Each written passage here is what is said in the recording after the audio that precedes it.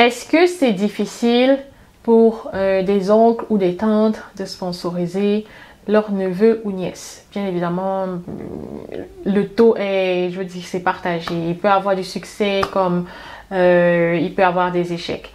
Juste pour augmenter vos chances, parce que récemment j'ai fait une demande de renseignement pour quelqu'un, le document que je vous ai dit, quand vous avez un refus, vous pouvez faire une demande de renseignement pour plus de, pour plus de renseignements, des détails quoi. Et ce que l'agent d'immigration trouvait qu'il manquait ou qu'il fallait ajouter, c'était une historique de support financier entre l'oncle, la tante et le neveu ou la nièce. Donc ça c'est ce que je vous dirais, comment augmenter ses chances si vous prenez un membre de famille un peu éloigné, si c'est pas le papa ou la maman direct, que c'est un membre de famille un peu éloigné. Et même dans le cas des frères et des sœurs, il y avait la mention manque d'une historique.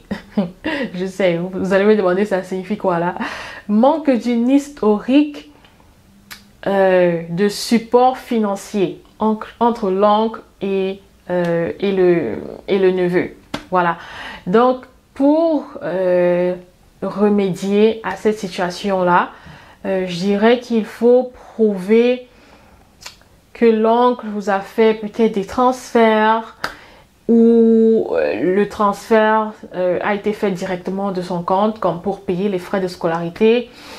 Le transfert a été fait directement de son compte, montrer que c'est lui qui paye vos études, montrer que... Et tout ça, vraiment, il faut que ce soit retraçable dans les comptes bancaires. Donc, bien évidemment, ça c'est mon analyse à moi en fait, parce qu'il y avait juste manque d'une historique de support financier.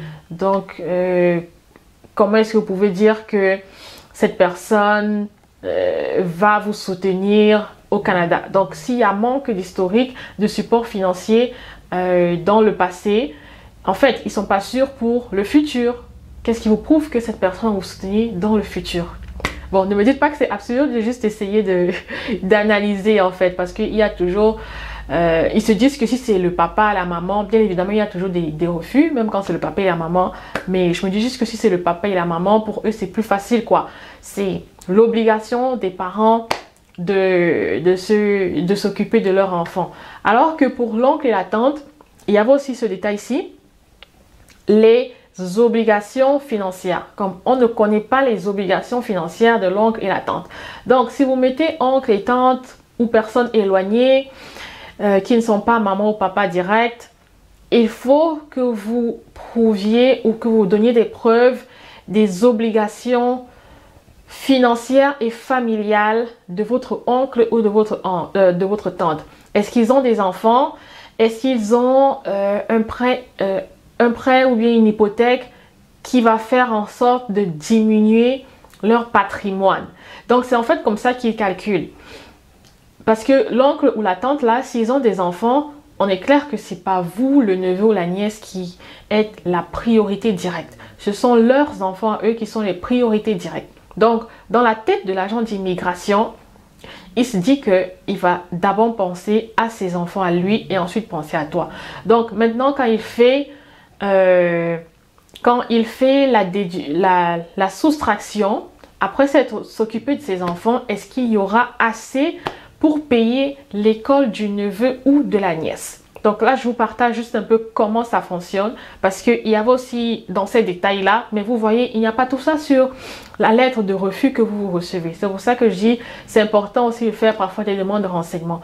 Donc, il y avait manque d'historique de support financier et également manque de déclaration des obligations familiales et financières de la personne, de l'oncle ou la tante qui veut vous sponsoriser, qui veut être votre garant.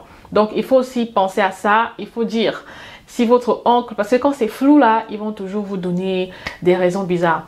Il faut dire si votre oncle ou votre tante a des enfants, s'ils ont des entreprises qui payent des taxes. Parce que les taxes aussi sont des charges financières.